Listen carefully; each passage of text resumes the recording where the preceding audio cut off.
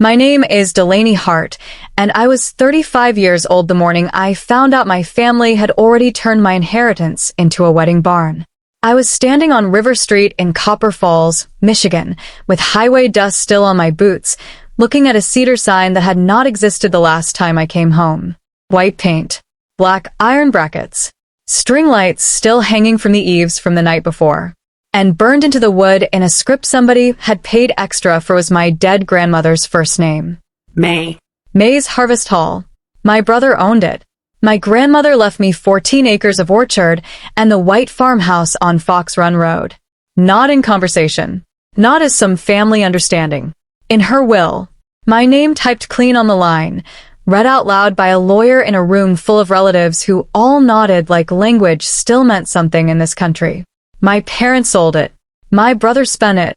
And my mother sent me a picture of the finished barn with the words, "She would have loved this." I did not answer her. What I did instead took 10 months, $32,000, my military career, and every last person I had come home still hoping I belonged to. And it ended in a courtroom in Petoskey with my brother gripping the edge of a counsel table so hard his knuckles went white while a judge explained, in the flattest voice I have ever heard, exactly what my family thought my absence was worth.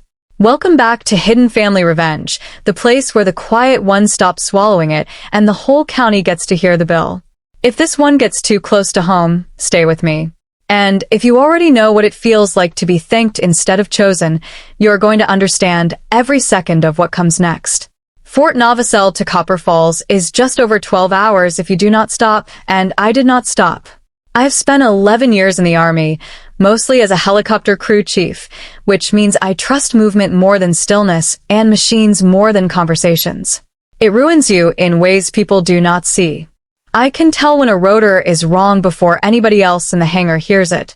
I can also tell when a person is about to lie by the way they over-explain something simple. I had a green duffel in the back seat, a coffee gone cold in the holder, and an old folding grafting knife in the center console wrapped in a shop rag. My grandmother mailed me that knife when I was 28 and stationed in Germany. She included a note in her slanted handwriting that said, "For when you finally stand still long enough to grow something." I laughed when I got it. I kept it anyway. Here is the arithmetic of my family, and you need it before anything else because after this, everybody starts arguing like arithmetic is the same thing as justice. 11 years away. 8 trips home. $400 every month for my mother's prescriptions when insurance changed. $6,000 one spring when my father said the furnace was gone.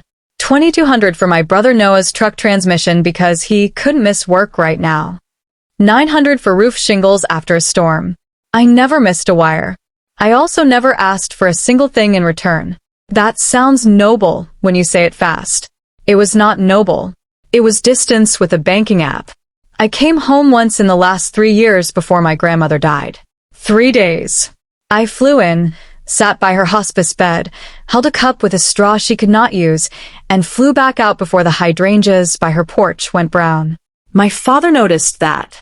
My brother noticed that. My mother kept score in the soft way women like her keep score, which is by saying your name with pride in public and past tense in private. I hit River Street at 6:18 in the morning. In Copper Falls, that means the bakery light is on, the hardware store is still dark, and nobody decent has started pretending they are not looking at your license plate yet. I knew every storefront on that block the way people know old injuries. Merton Hardware. Keel Insurance. The laundromat with the machine that always ate quarters by the window. And where the old farm supply building used to sag into itself, there was now a restored timber-fronted event space with cream trim, new windows, and a chalkboard by the side entrance advertising cider flights, bridal tours, and live bluegrass on Saturdays. My brother Noah had washed dishes, unloaded feed, driven forklifts, and worked every ugly job in this town since he was 16. He had never had more than $10,000 at one time in his life.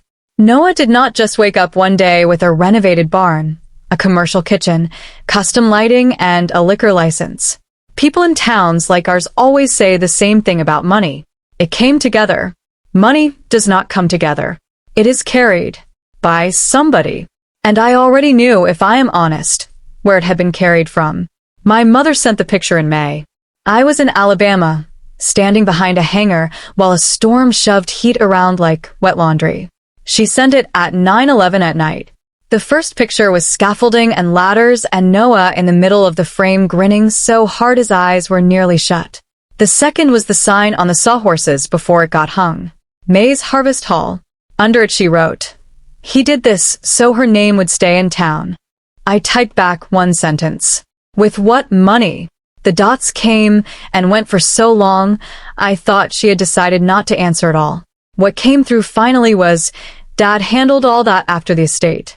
We thought you understood. We thought you understood." There is a whole category of betrayal in this country that arrives dressed as clarification. I set my phone face down on a metal tool chest and went back to work. It took me 7 more weeks and one call to the county clerk before I understood what exactly my mother thought I understood. My parents still live on Birch Lane in the ranch house I grew up in. Same aluminum siding.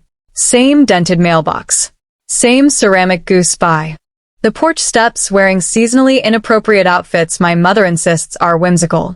Dinner that first night was meatloaf, canned green beans, and my mother Denise saying, "We're just so proud of Delaney," twice to the walls and once to the potatoes while I sat 8 feet away holding a fork. My mother has referred to me in the third person my entire adult life. It is a trick people use when they want credit for loving you without having to deal with your presence. My father, Ron Hart, is 64 and retired from county roads. Hands like split oak. Voice so steady it can make bad news sound pre-approved. He asked me if I was sleeping okay, which was the only real question anyone at that table asked me all night, and I lied and said sure. Then I asked about the orchard. Not the estate. Not the paperwork. The orchard. The room changed temperature. My mother went very still over the sink. My father put his napkin down with care I knew meant trouble. Noah stared at his plate and rolled a pea to the edge with his thumb like he was too tired to be surprised by anything anymore. Finally, my father said, calm as a weather report, "That was resolved." Resolved. Not sold. Not transferred. Not discussed. Resolved. He got up, went to the hallway closet, and came back with a black accordion file thick enough to break a small window. "Look at it," he said. "Nothing hidden here." And he meant that. That is the part that took me the longest to understand. My father had not concealed anything because concealment requires shame. Ron Hart believed he had made a hard call and balanced a hard ledger.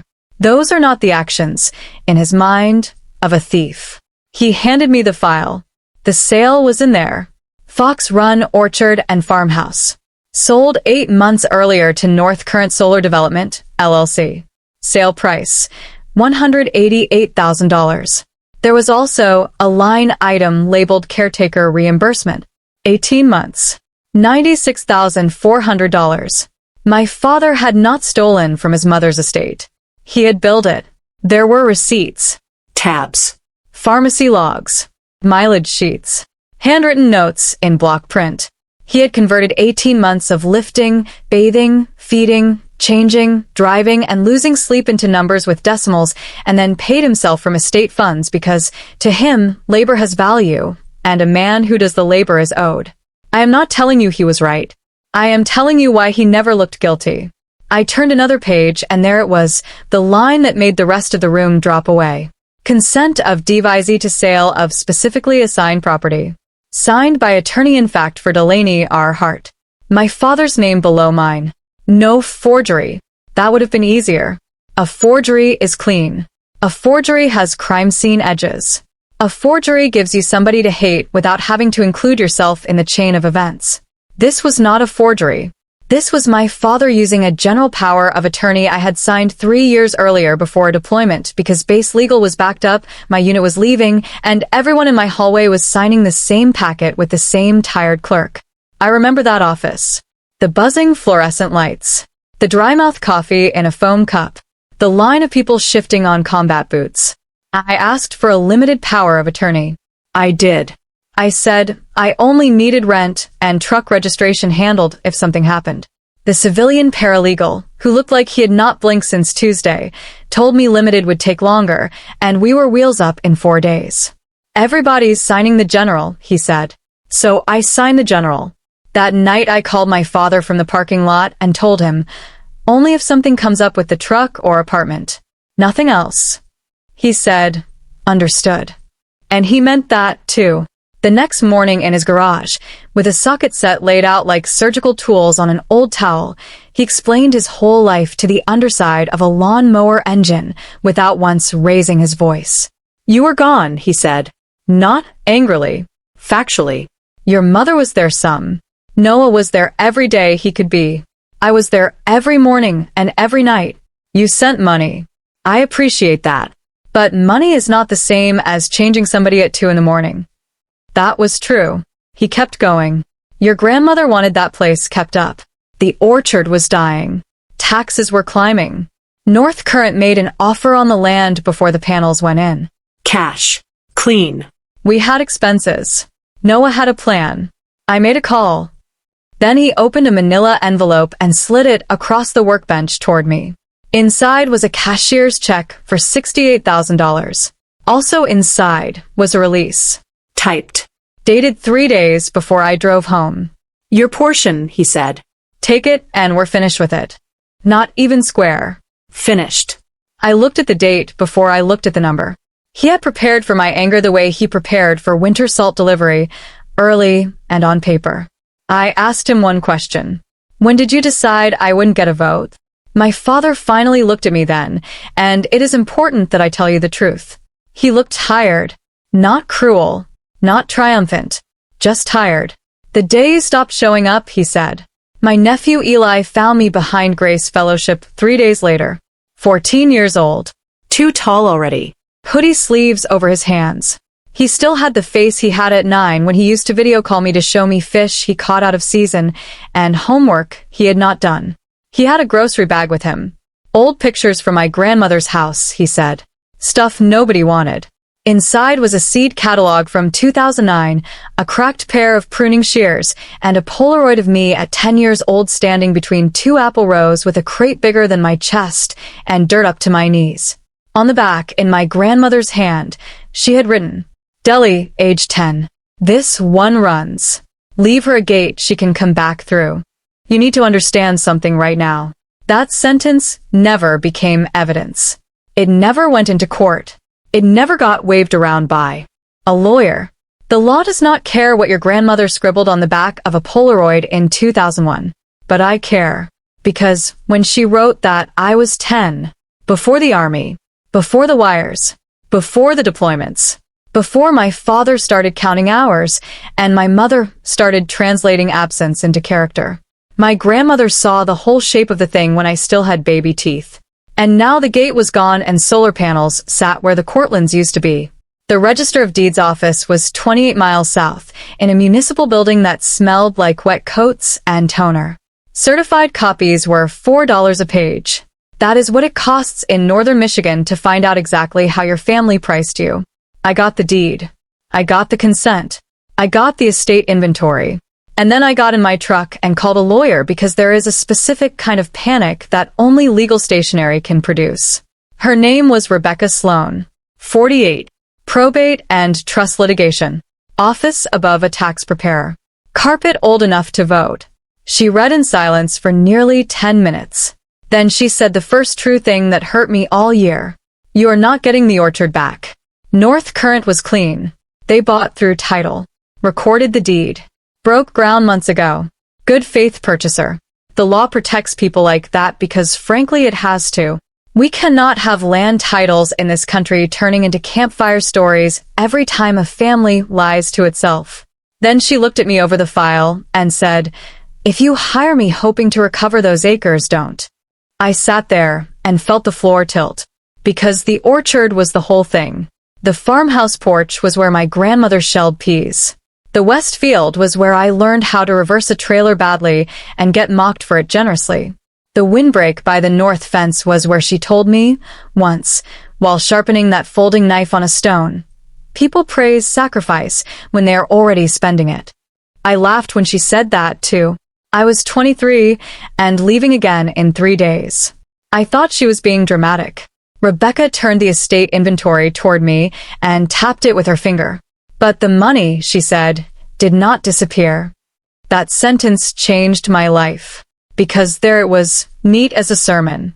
The estate still held liquid assets when the orchard was sold. 2 certificates of deposit. A money market account. A vacant parcel on Lake Marion listed separately. No urgent creditor.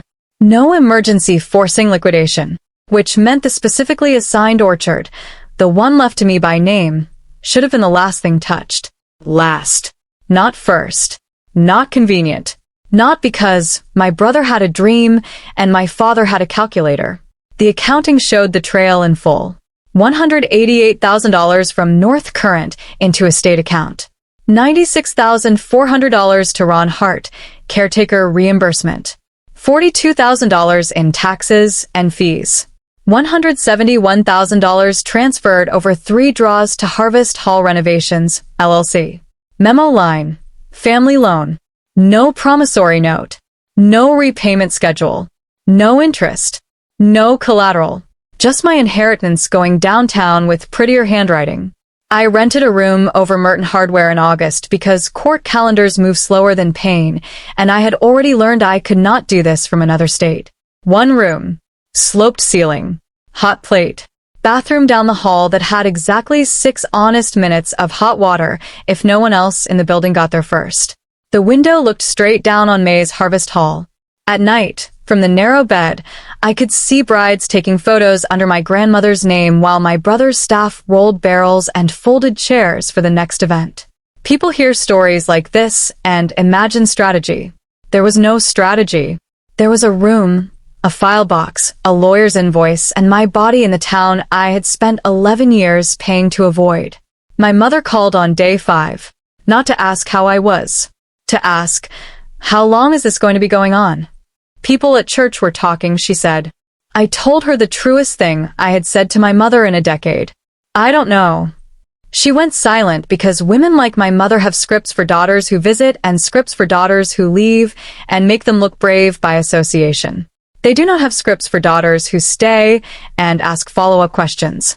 Rebecca filed in September. Petition to void the consent. Petition for accounting. Petition to impose a constructive trust over traceable proceeds, including Harvest Hall Renovations, LLC, and any successor business assets. The clerk stamped it at 10:14 on a Tuesday morning. If you have never heard a court stamp on your own family's name, let me save you the suspense. It sounds small, Ugly. administrative, like something permanent pretending to be ordinary. My father reacted the way he reacts to road closures and funerals and bad weather. He acknowledged it by rearranging his route around it. He did not call. He did not yell. He stopped looking at me if we passed each other in town. At the gas station on M32, he stood on the other side of Pump 4 while I paid inside and left before he had to share a parking lot with me longer than necessary. And the worst part was I recognized the move. I taught it to him. I had been doing a version of that same disappearance for 11 years. Noah came up the back stairs over the hardware store one night at 10:40 still wearing work boots and sawdust in his hair. He did not beg. I want that clear. My brother has never begged for anything in his life. He works. He lifts. He figures it out badly, if necessary. That is what makes men like him dangerous in small towns. Everybody mistakes endurance for ethics. He stood in my doorway and said, "You really doing this?" I said yes. He nodded once like he had expected that and was mad anyway. Then he gave me the speech he had clearly been giving himself for months. I was here. I was at her house when she fell in the bathroom. I was here when Dad had to change her sheets before sunrise. I was here when the orchard stopped making money. I was here when the deer got into the South Rows, and there wasn't enough left to sell at market. You were in Tennessee or Texas or Afghanistan or wherever, wiring guilt from a phone. He was crying by then and hated it. It isn't like I took a vacation with it, he said. I built something. Something real. Something that keeps people working. Something with her name on it. That sentence hit harder than he knew because it was almost convincing. I had eaten there twice by then. The cider bar was beautiful. Exposed beams. Old orchard ladders hung as decor. My grandmother's pie tins on the wall. Noah was good at it, too, which did not help me. He knew every vendor by name. fixed the drains himself, covered shifts, paid cash for local honey when other places pushed invoices. 2 months. Whatever you are imagining, stop imagining a lazy man handed a miracle. Nobody handed Noah anything except permission. And permission is enough to destroy a person, if the people giving it love him. I asked him one question. Did you ever ask where the money came from? He did not answer fast enough. Not guilt. Not exactly. Recognition. He knew what he had accepted. That is its own category of sin. At mediation in November, my father's attorney built a version of me out of my own text messages, and it was so accurate it made me feel sick. Whatever you think is best.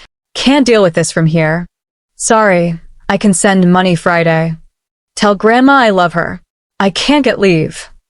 Exhibit after exhibit, each one real, each one written by me, each one a sentence from a life I had already half abdicated while calling it service. His attorney never once called me selfish. He did not need to. He let my words do the carpentry. I walked out of that office and sat in my truck until dark. That night, I texted Eli. No answer. I texted again the next morning, something dumb about the Lions, the kind of easy nothing that had gotten me replies from him for years. Nothing. 3 days later, a message came from Noah's phone. Stop contacting my son. At 12:17 a.m., after that one, another came through from Eli's own number before it went dead for good. I thought you were different. That was the last thing my nephew said to me for 7 months. If you want the bottom of the story, it was not the deed. It was that text. Rebecca's office got a settlement offer the following week. $185,000 paid out over 6 years. Full release. Confidentiality. No admission of wrongdoing. No interference with Harvest Hall. It was real money. It was also hush money stretched across time and dressed up as practicality. Rebecca advised me to take it. That matters. My own lawyer told me to take it. You have a strong legal argument, she said. You do not have a clean moral posture. Judges are people. People hear caregiver testimony and decide things with their spine before their brain catches up. If you lose the case, the money, and the family. I had $32,000 in savings left.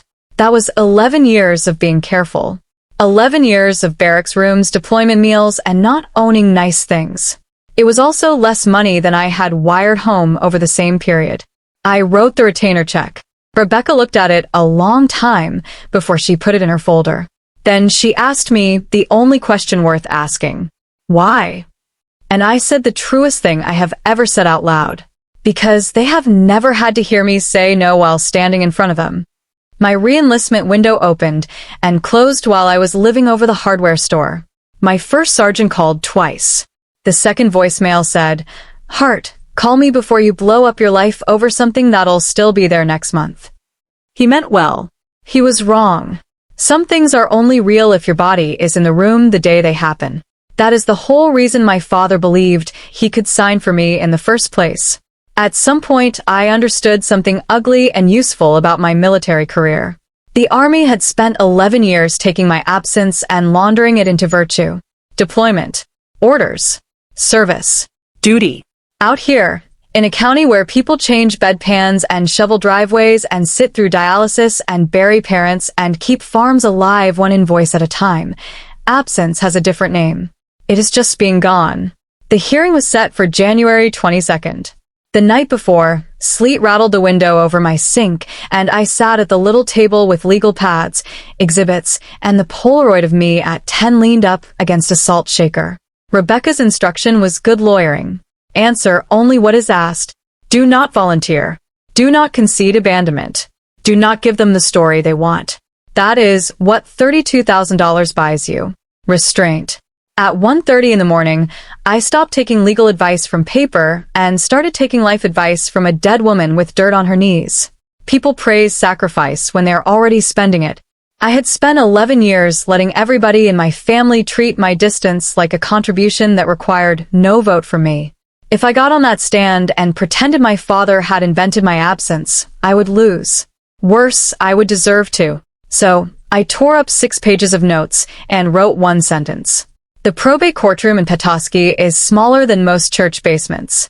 Low ceiling, yellowed paneling, steam heat that hisses like it is offended to be involved.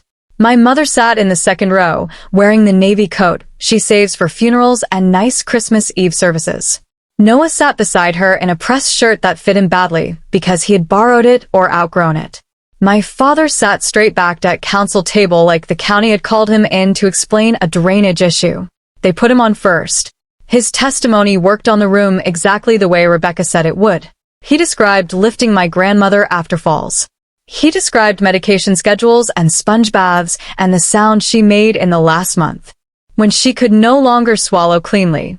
He described sitting in his truck outside her house one January night because he could not make himself go inside and do one more evening alone, and then going inside anyway because there was nobody else. He cried.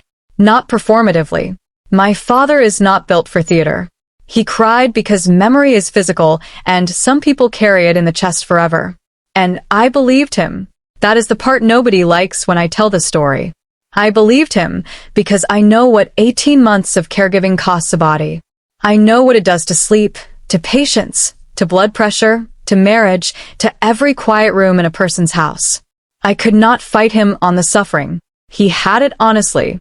Then his attorney asked if he regretted anything. My father wiped his face and said, "I regret my daughter wasn't there." Even on the stand, even with tears in it, he was still converting pain into permission. Rebecca called me next. I took the oath. I sat down.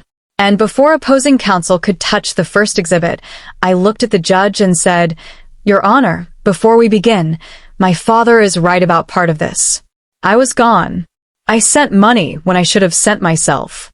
I let my family carry work I did not carry. I would like that in the record." Nobody moved. Not Noah. Not my mother. Not Rebecca. Not the judge. I felt the old version of me die right there. The useful one. The blameless one. The one who had service records and wire receipts and enough distance to call it innocence. Then I said the rest. It does not make my grandmother's will optional. That was the case. Not whether I had been good. Not whether my father had suffered. Not whether Noah built something real. Whether absence turns a legal duty into a family suggestion. Rebecca's cross on my father was 3 questions. Did you ask Delaney before signing as attorney-in-fact on the consent? No. Did you call, email, or text her before consenting to the sale? No. Did the estate have liquid assets and other property available at the time of sale? Yes. Then why didn't you ask her? My father looked across the courtroom directly at me, and because he is the most honest man I have ever known, he answered with the one truth that had wrecked all of us. Because she wasn't here. Rebecca did not pounce. She did not perform. She just said, quietly, "My client is here now." You could feel the room understand it. His entire legal theory was not fraud. It was presumption. A decade of evidence told him I was the family member who could be handled by mail, by check, by update, by after-the-fact explanation. He acted like I was permanently absent because I had trained every one of them to believe that. Judge Halverson ruled after lunch. He thanked me for my service before he started, and I almost laughed at the timing of it because that is how cheap gratitude gets in this country. It arrives right before people tell you what you're not getting. Then he read from the bench in the tone of a man assembling a shelf. The consent was void. An attorney-in-fact owes fiduciary duties to the principal and may not use that authority to benefit himself or prefer another family member where less harmful lawful alternatives exist. The estate had liquid assets and secondary real property. The specifically assigned orchard should not have been sold. North Current was a protected purchaser and title remained undisturbed. Traceable proceeds, however, were subject to equitable relief. Harvest Hall renovations and all successor assets doing business as May's Harvest Hall were impressed with a constructive trust to the extent of misappropriated proceeds. My mother put her hand over her mouth. Noah closed his eyes. And I sat there hearing the words but not yet understanding the knife hidden inside the next one. Because then the judge said the court would not allow double recovery and I would elect a remedy. Right there. On the record. That day. Door 1. Personal judgment against my father. attached the remaining reimbursement funds, liens on my parents' house, and whatever else could be reached from them directly. Door 2. Enforce through the constructive trust against Harvest Hall, the building, fixtures, operating accounts, and business equity traceable to the transferred estate money. In human language, the judge had just asked me which part of my family I wanted to break to get paid. My parents' house was worth maybe $150, maybe $160 on a generous day. My father still had pension income. They were both in their 60s. Door 1 meant years of collection, liens, maybe forced sale, maybe not, but definitely turning my parents into public debtors in the town where they intended to die. Door 2 meant taking my brother's business, the only thing he had ever built that anybody in town pointed at with respect. It also meant 16 employees, a booked wedding calendar, and a Main Street business becoming mine by court order while my brother watched. Rebecca leaned toward me and said, 90 seconds. My father stared at the table. My mother was crying already. Noah looked like a man trying not to throw up in church. And I looked down at my own phone in my lap because the screen was still open to my transfer history from the night before. 400, 400, 6,000, 2,200, 400, 400. 11 years of sending pieces of myself home in bank increments small enough to feel helpful and not large enough to change anything. My father had invoice staying. I had invoice leaving. Neither of us had ever once put our full body in front of the other and called it by its right name. From the second row, my mother said very softly, "If you do this, don't come to us after." It was not a threat. That is what made it worse. It was pricing. Noah finally looked at me and said the only honest thing he said all day. "If you take it, it'll kill Mom." Maybe. Maybe not. Families like mine say things are going to kill somebody the minute consequences arrive. Usually what they mean is they will finally have to live in public with what they did in private. I stood up. Every bench in that room creaked. And I said, "Your Honor, I elect enforcement through the constructive trust." I took the business. I want you to understand both halves of that second. I got what the law said I was owed. I also crossed a line I had spent 35 years worshiping, which is that I became the person in my family who asked for something and did not retreat when everybody else started shaking. That was the revenge. Not money. Not paper. Not even the ruling. Staying in the room after they told me the price. The transfer took 5 weeks. Receiver. Accountant. Emergency payroll review. Vendor notices. Bridal couples panicking politely on the phone. My brother did not fight the handoff. On the last morning, he came in before dawn, walked through the prep space, opened the old walk-in cooler, closed it again, left his key ring on the office desk, and walked out the side door without saying a word to me. He has not spoken to me since. I kept all 16 employees. Not because I am especially generous, because I am not a fool, and because they did not steal from me. They showed up to work in a town where work is hard to find and harder to keep. I renamed the place in March. That was not symbolic at first. It was necessity. My grandmother's name had become a tool. My father used it to justify. My brother used it to market. My mother used it to soften. I was done letting dead women carry live people's invoices. For 3 hours in freezing rain, with a borrowed ladder from Merton Hardware and my hands going numb through work gloves, I took the letters off the front sign one at a time. May. Each screw rusted worse than it should have been for something so new. I left the cedar board blank for 2 weeks. People asked what I was going to call it. I told them I hadn't decided yet. That was a lie. I just wanted, for the first time in that building's short life, a name that nobody in my family could hide behind. The orchard is still gone. North Current's black panels now sit in rows over Fox Run where the spring blossoms used to turn the whole hill white. When the sun hits them at the right angle, they look like water from the road. Sometimes I park there anyway. Sometimes I hold that old grafting knife in my hand and think about a field teaching a whole family what they were made of. My father kept the house on Birch Lane. I want that on the record too. I let him keep it. The way I let him keep it was by taking the money out of my brother's future instead. I have never once managed to make that arithmetic feel clean. My mother never forgave me, not exactly. She still asks after me through other people, which is its own form of punishment. In Copper Falls, I and the daughter, who sued her own father. That is how I will be introduced at funerals until I have one of my own. And it is not inaccurate. In April, Eli pushed open the back door of the hall at 4:07 in the afternoon and said nothing at all. He took a bus tub from the prep sink, wiped down a stack of chairs, folded 3 tablecloths so badly I had to redo them after he left, and walked out. No hug, no apology, no forgiveness. He came back the next Thursday, and the one after that. We still have not talked about the case. He is 16 now. Taller than me. Mean on defense in JV ball. He unloads cider kegs and refills ice without being asked. Sometimes he stays just long enough for me to feed him. Sometimes he leaves before Noah's truck might pass the alley. That is as close to mercy as this story gets. Because here is the truth nobody claps for. Winning did not heal anything. The orchard did not come back. My grandmother stayed dead. My father stayed proud. My brother stayed silent. My mother stayed loyal to the version of events that lets her sleep. All I actually did was force the numbers into daylight. And sometimes that is the only revenge there is.